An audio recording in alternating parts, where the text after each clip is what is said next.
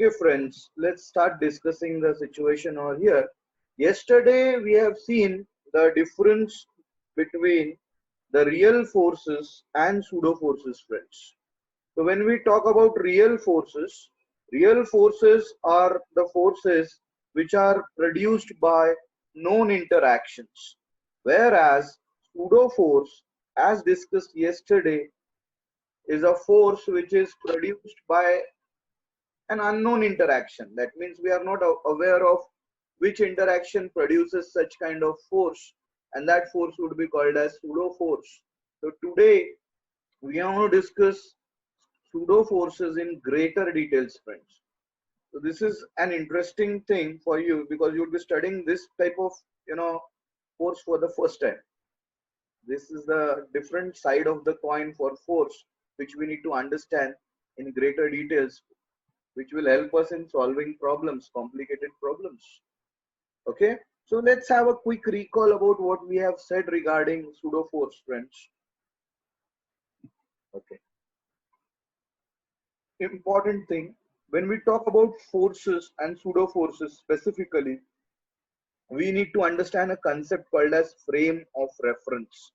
I would be discussing frame of reference in greater details, but as of now, just have a quick look at it, these points, because these are the points which we want to discuss in greater details. Okay, so important thing, Newton's laws of motion, they are valid in, you can see, only inertial frame of reference, but they are not valid in non-inertial frame. Now, what is inertial frame?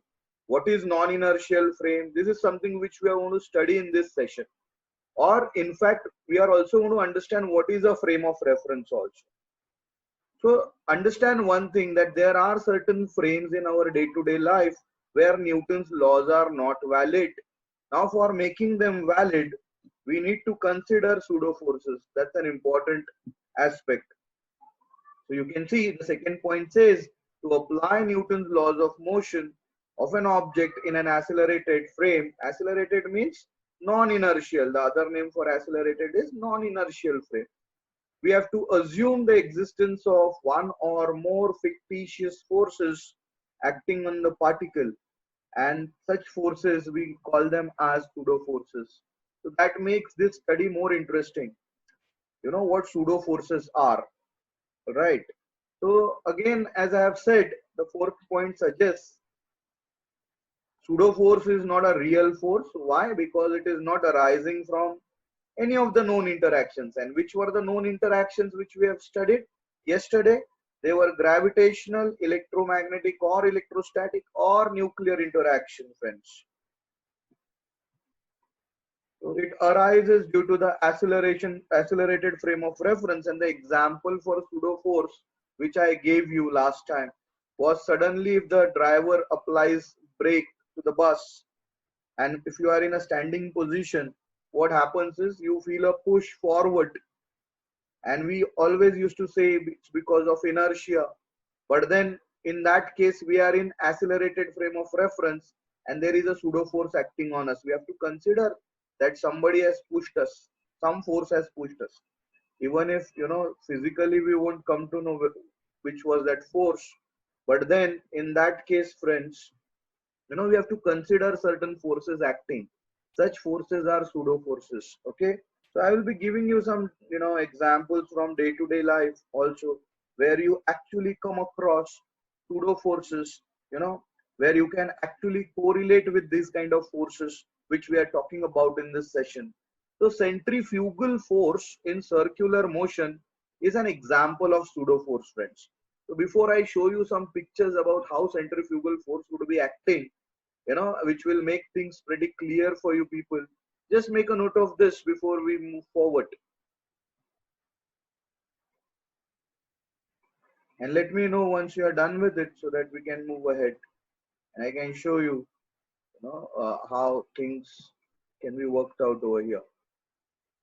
Yeah, so most of you say done. So let's move ahead then. Okay. Yeah, so let's see how this centrifugal force is a pseudo force. Okay. Right. Let's understand this. Hopefully done. So you in day-to-day life, if you want to realize pseudo force, you might have realized it, in case of a centrifugal force. Why it is a pseudo force? It is because it's not produced from gravitational or electrostatics or nuclear interaction. Okay, and therefore it's not a real force. We call it as pseudo force because it belongs to non-inertial frame of reference. Okay, when we talk about it, what we need to assume is this one. Whenever you enjoy this type of ride, basically you might experience there is a force which is acting away from the center. So you can see there is a force which is making these kids they move outwards. There is a force acting away from the center, basically. Okay, that type of force is centrifugal force. But then it is not produced by any of the known origins. So therefore, we will call it as pseudo force. So in day-to-day life, you keep on coming across such kind of forces, friends. Oh, just okay. Is the screen visible, friends? Any one of you can unmute and speak. Gargi, is the screen visible? Yes. Okay, okay, okay, okay. Fine, no problem. There was a internet destability, therefore I'm asking you. Okay, so here you can take a note of this before we move ahead. So this type of forces which you come across in day-to-day life can be considered as pseudo forces. Okay, one of the example is centrifugal force. The second example which I gave you orally, and that's about a bus driver applies brakes and you feel a sudden push forward. That type of force is also a pseudo force, basically. So hopefully you have noted this down before we move ahead towards the next slide. Let me know, so that we can move ahead. Yeah. Okay. Fine. Done. Everybody says done. Okay. No problem then. Let's move ahead then. Okay. Yeah, let's not get into the details of this. Okay. Just give me a moment, friends. All right. Yeah. Take a note of this slide also, where you get details regarding pseudo force and centrifugal force as an example of pseudo force. So once you do that, I can share a different screen with you people so that we carry on with the discussion which we have started right now. So let me know once you have made a note of this. So I can share a different slide with you.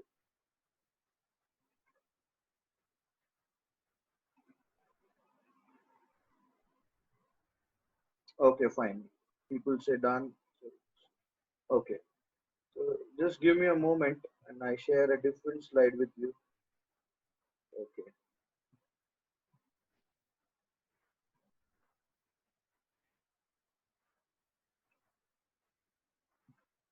Okay. So here comes the definition for pseudo force then. Okay. Simple definition for pseudo force would be a force which converts non-inertial frame of reference into an inertial frame. Now here comes the concept of frame of reference. So now comes a point where we would study frame of reference in greater details to understand pseudo force in greater details. So let's talk about what is a frame of reference. Please make a note of this so that I can actually start explaining what frame of reference is. So please make a note of this definition and I need to share a different slide with you. So once it's done, let me know. Is it done? Just a minute. Okay, hopefully, just give me a moment. Okay, fine. So this is the definition which you would be using for pseudo force. Again. Okay, let's talk about the frame of reference now. Now the big question in front of us is to understand frame of reference, to understand pseudo force in greater details. So what can be a frame of reference? Say for example, the room in which you are sitting can be a frame of reference.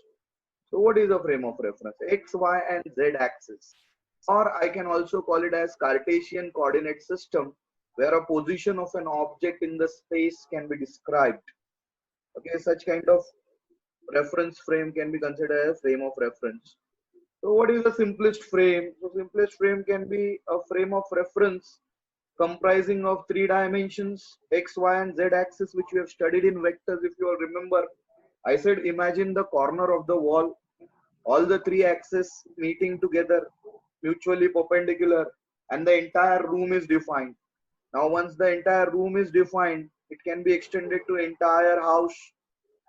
The house can be entirely extended to a city, city to a country, country to a globe, globe to universe. You can just keep on extending these dimensions. So what I mean to say is a simple Cartesian coordinate system can be a frame of reference, or simply your room can be a frame of reference for you. This is what I mean to say for you people to understand what frame of reference is. Let's move ahead then. Okay. So how do we define a position of a particle? So we have seen in vectors we denote it by I, j, and k cap. So a position vector is given by r bar equal to x I cap plus y j cap plus z k cap, where you all know now very well I cap, j cap, and k cap are the unit vectors along x, y, and z axis. So any object, the position of the particle can be given by Cartesian coordinate system in this manner. Similarly, all the properties associated with the position of the particles like velocity, acceleration, other physical quantities can be described in three dimensions in this manner. So whichever frame they are in, we would call it as frame of reference, friends. Other systems also we have in mathematics. You can see spherical, polar coordinate system. These systems can also be used as frame of reference. But for us, as of now, what is a frame of reference? It's simply Cartesian coordinate system where we can consider the position of a particle in form of a position vector like this. So please make a note of it before we extend this discussion further. And let me know if you are done with it.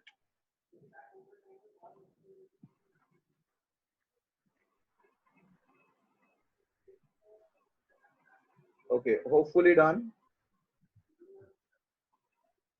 Yeah, fine. Many people say they're done with it. So let's move ahead. Let's extend this discussion. Okay.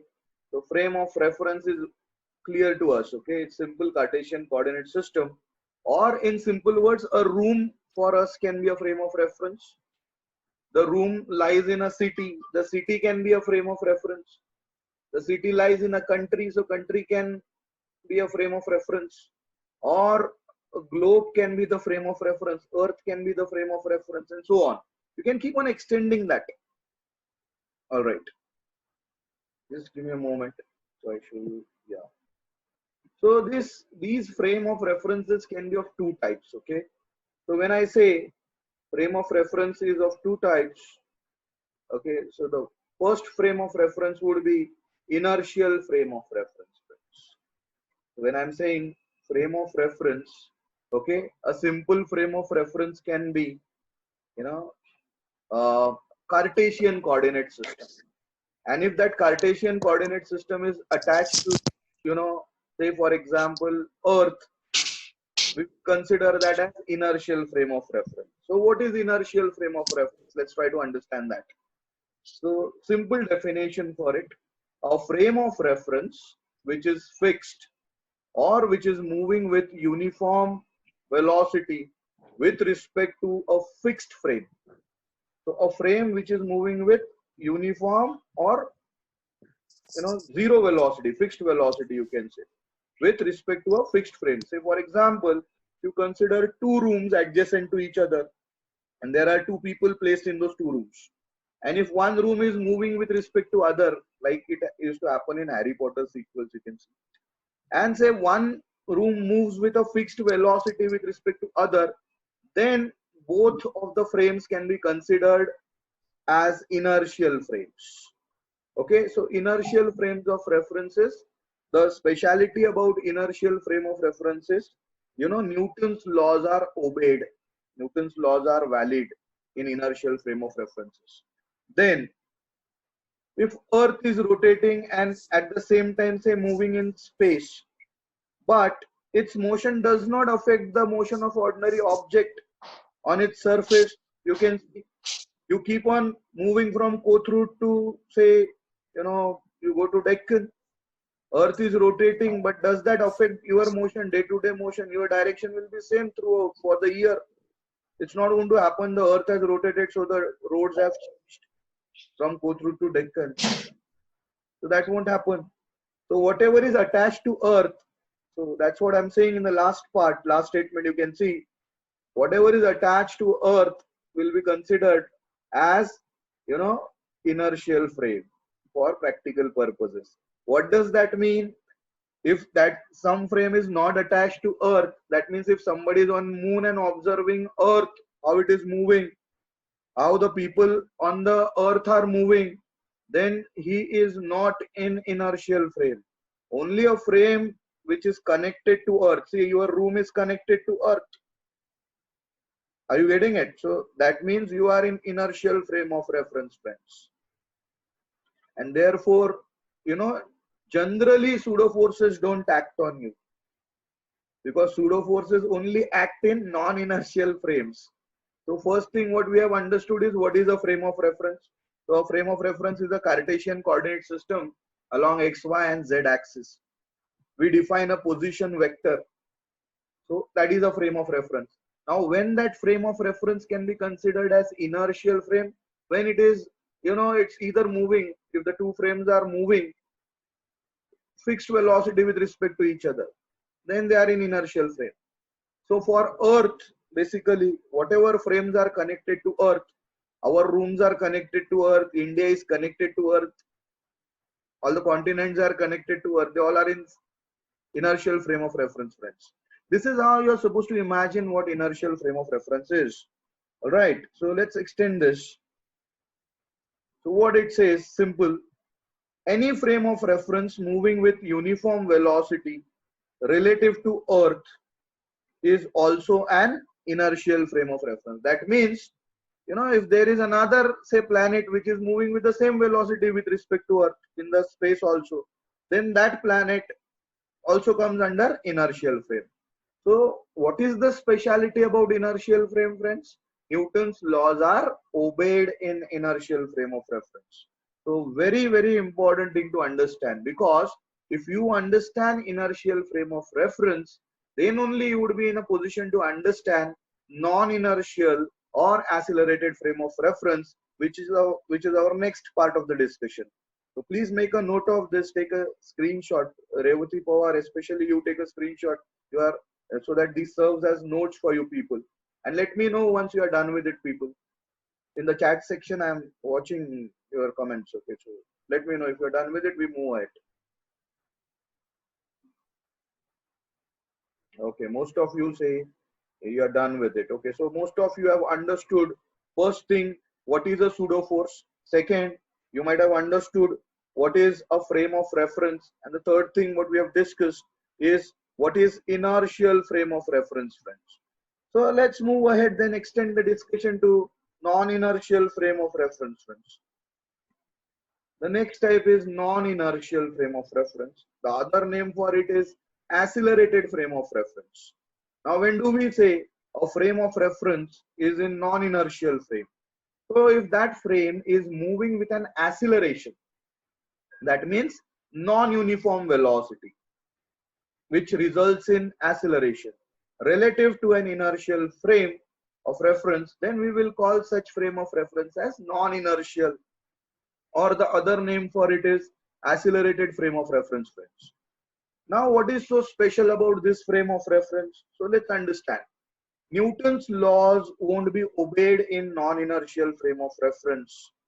Now for making Newton's laws valid in non-inertial frame of reference, okay, in this frame Newton's laws hold good only if we consider the existence of imaginary forces like pseudo forces, which we have talked about earlier.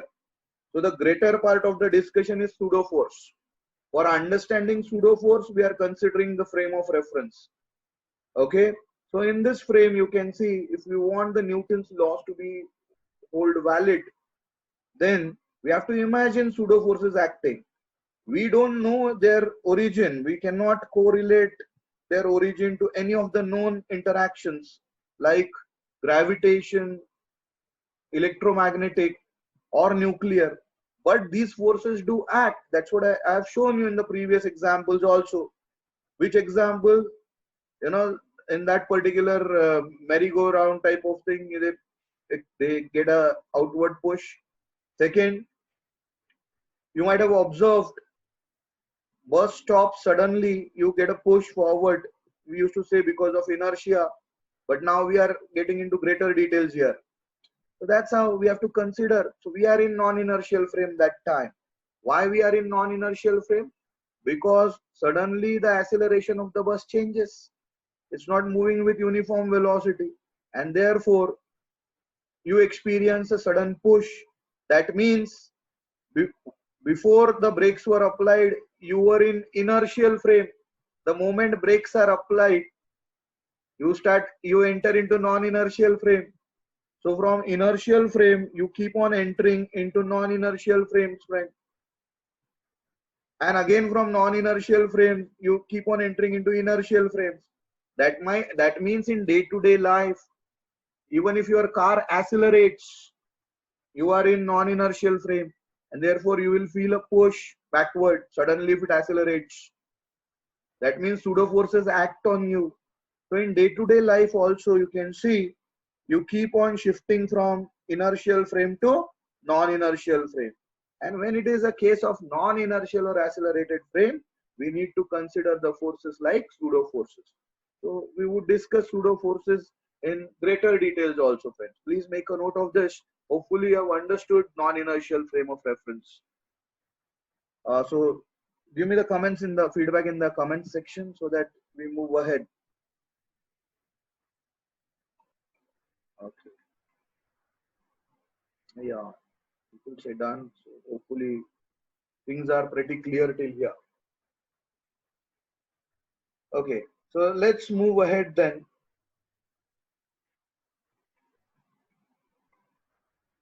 After understanding non-inertial frame of reference, let's understand what pseudo force is. So in non-inertial frame of reference, we need to consider an imaginary force which is supposed to act in order to make Newton's laws applicable, and we call such force as pseudo force. So a greater definition for pseudo force is being established over here.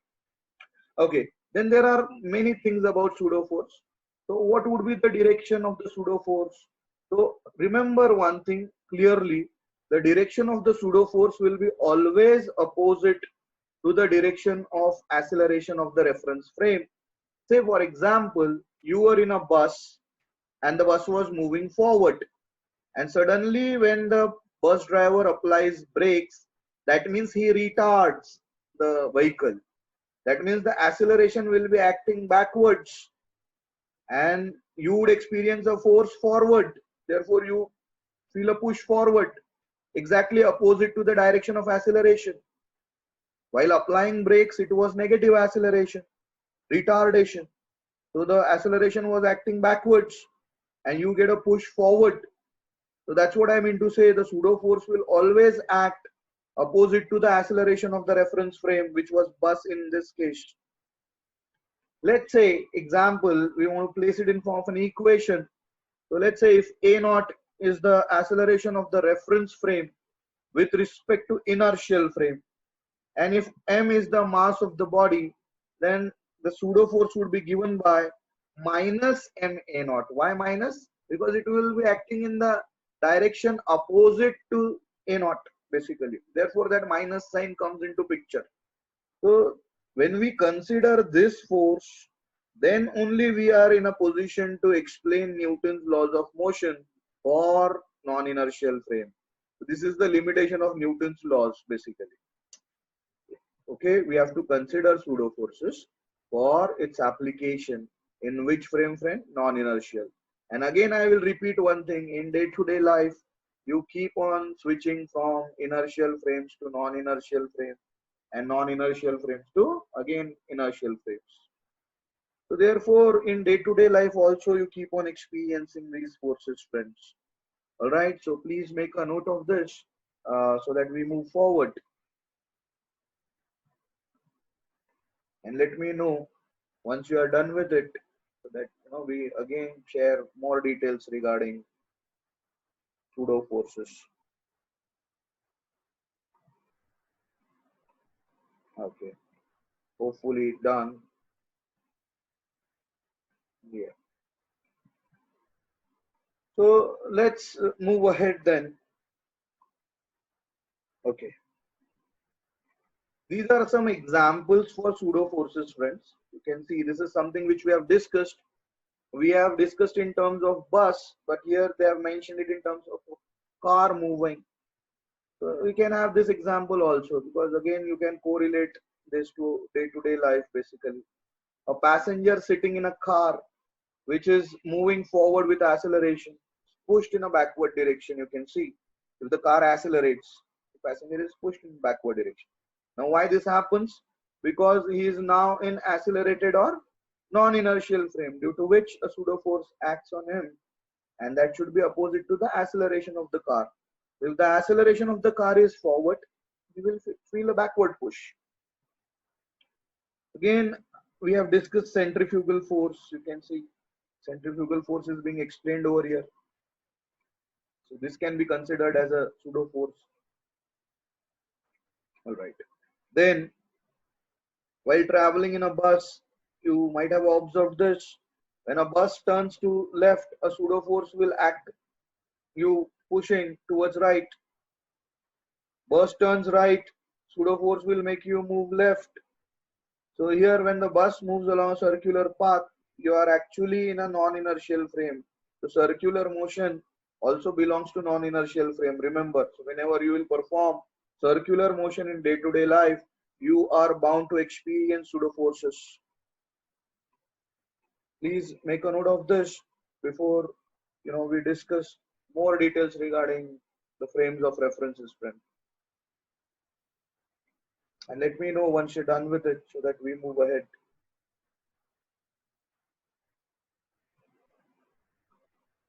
Yeah.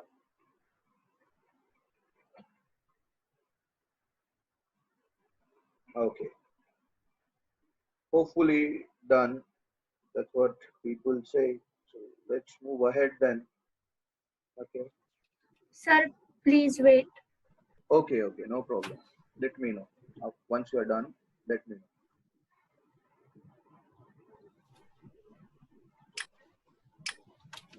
know. Done, sir. Thank you. Okay. Okay, Reva. No problem. Fine. So these are the examples where we have discussed. You can see pseudo forces in greater details. Okay. So let's understand, the frames of references over here. So this picture is very important, friend. Try and understand this. So there is a ray of light you can see at the top, and it's propagating through all the three states. So state A. So state A is what? Basically, it's a carriage standing still. It's a carriage standing still. So this is inertial motion of Earth. So A is inertial frame. So a light is moving through inertial frame. So observer is say moving through inertial frame. You can see with respect to it, everything looks stationary. But the moment if it is frame B and the carriage accelerates, so that means the entire frame on the carriage is in non-inertial frame or accelerated frame. And if that happens, then if the observer moves, you can see the light moves, it propagates through A, B, C, but then there are pseudo forces acting on it. So that it all depends upon which frame you are in. And because of the pseudo forces, you can see, the bulb which was vertical over here gets inclined. Okay, what the balls he was throwing, it will follow a different path. Earlier, you can see the balls, they were, reaching the mouth of the dog. Here in this frame, what's happened because of the pseudo forces? The pseudo forces have ensured that the balls, they fall on the tail of the dog, and you can always correlate it with other parts of the pictures also. All right. But then the third case is, carriage moving uniformly straight ahead. Means again, A was also the case of inertial frame of reference, and C also inertial frame. Not necessarily, the frame has to be at rest to be in inertial frame of reference. It can be in motion like C, but then it has to move with uniform velocity. Then again, it moves with uniform velocity. You will observe, the situation again comes back to the same thing. All right, friends. This is how you are supposed to understand this picture. Very interesting picture, which shows us how we keep on, moving from inertial frames to non-inertial frame in our day-to-day life, and how pseudo forces act on us, and how the motion is to be analyzed using Newton's laws of motion, friends. So very, very important slide, I can say. So make a note of it, and then I share a different screen with you people. So let me know once you're done with it. Okay, most of you say yes, done. So good, very nice. Let's move ahead then. Okay, so let's see. Let me share a new screen with the people. Yeah, what wanted.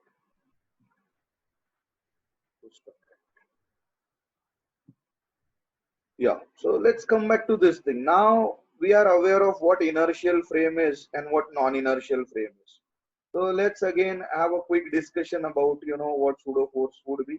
So in simple terms, again we can say a force which converts non-inertial frame of reference into an inertial frame of reference would be considered as a pseudo force. All right, friends. So hopefully you have noted it down. And the best way of understanding pseudo force is this picture you can see, friends. So here in picture one, there is a trolley, a person on the trolley, and there is an observer over here. The observer is watching the trolley moving with uniform velocity with respect to him. And for him, the stones are not moving, but the trolley is moving. So that means he is in inertial frame of reference. But the same observer, if he sits on the trolley, so the picture is picture number 2, you can see.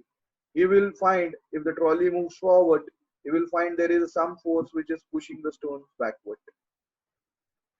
So that means because he is in accelerated frame of reference, the view would be different, and pseudo forces, start acting around him basically.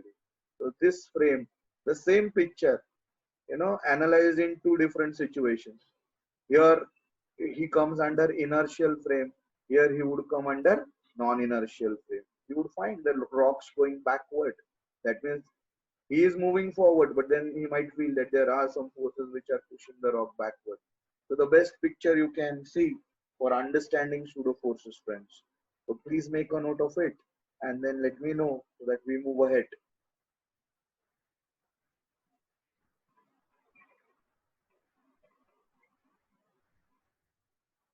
Chalo, most of you say done, so hopefully done. Okay, fine. So hopefully you are able to imagine this. Okay, very interesting picture. Okay, let's take an example over here. Okay, so let's again get back to simple definitions before we talk about an interesting example which I want to show you. Okay, and let's say what is inertial frame of reference. So a frame of reference you can see either at rest or moving with constant velocity with respect to observer. So if this person is moving with a constant velocity with respect to observer, then he is in inertial frame. It is as simple as this. Okay, make a note of this so that we move ahead. That in inertial frame, Newton's laws would be normally valid. So no need to consider pseudo forces here. Okay, this is how we define inertial frame, friends. Okay, okay, hopefully done. So they say done. So let's move ahead.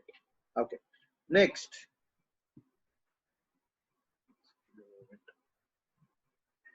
So what is a non-inertial frame then? So basically you can see if the observer is in XY axis, and with respect to this Cartesian coordinate system, if this car is moving with acceleration a, then this person is in non-inertial frame of reference with the person over here, with respect to person over here. That's why while accelerating, he will feel a backward push. A pseudo force will act on him. Okay, and that type of frame of reference is non-inertial frame of reference. So it's a frame of reference moving with non-zero acceleration. And Newton's laws are not valid until and unless you consider pseudo forces in such frames. Please make a note of it quickly so that we move ahead. And let me know if you are done with it. We will move ahead then.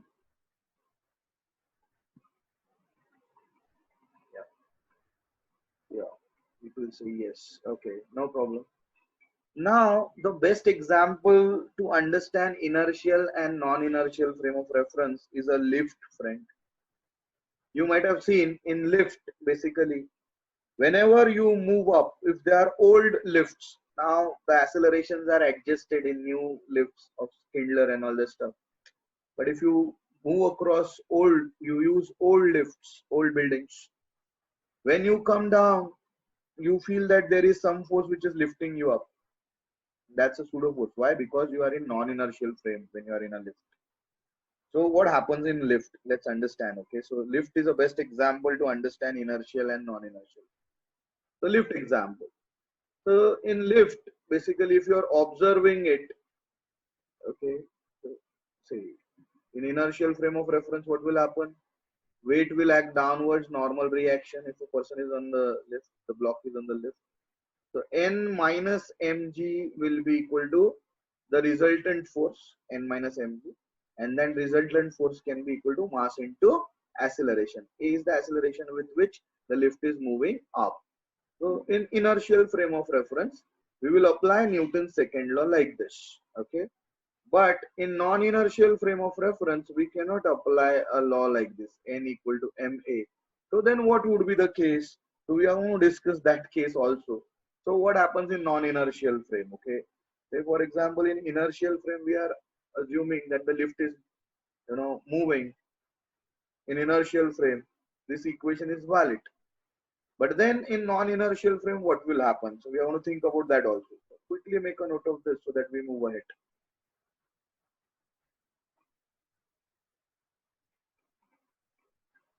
And once you are done with it, let me know so that I can share the next screen for you.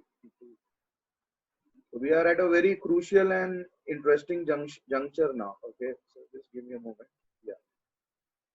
So crucial thing. Okay, so interesting thing. Now the person was observing outside the lift. Now the person himself is inside the lift. If the person himself is inside the lift, obviously when the lift accelerates upwards, he is going to push, he is going to feel a pseudo force. Why? Because he is in accelerated frame now, non-inertial frame. So which direction that pseudo force will act? So m into a, so it's downward direction. Why? Because the lift is moving up, and it should be m into a. So you can see here the pseudo force which is acting is ma. Mg is already acting downwards. Ma is extra pseudo force which has been acting downwards. So Ma will be pseudo force. And then in that case, you can see N minus Mg will again be given as Ma. Are you getting it? So understanding equation is same, but the way we have understood it is different. We have made Newton's law. Here the Newton's law was valid directly. Here by considering pseudo force, we have made Newton's law valid. So at times in problems, we need to do this. Therefore, how we apply pseudo forces is an important ask, a trick, which you should be comfortable with while solving problems. Very, very important slide, friends. Please make a note of it. Once you are done with it, let me know. I can show you some other slides also, where we are talking about the case of lift, but with all the forces which are acting and how the equations are to be prepared for Newton's second law of motion, friends.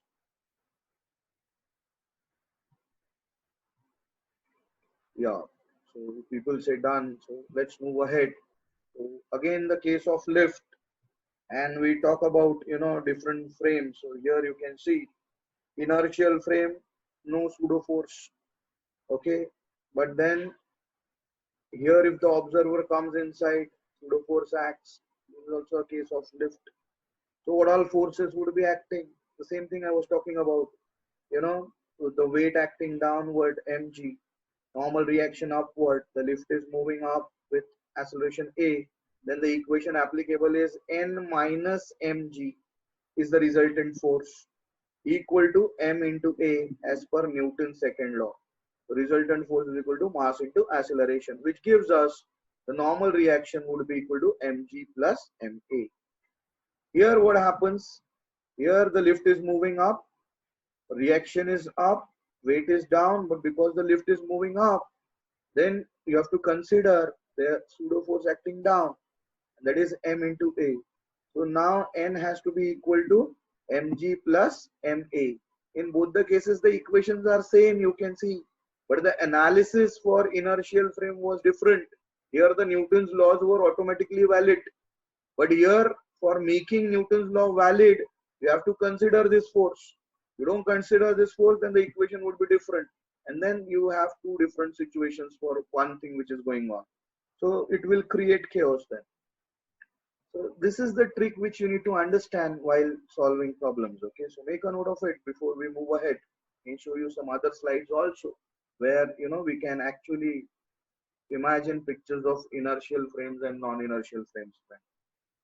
So let me know once you're done with it.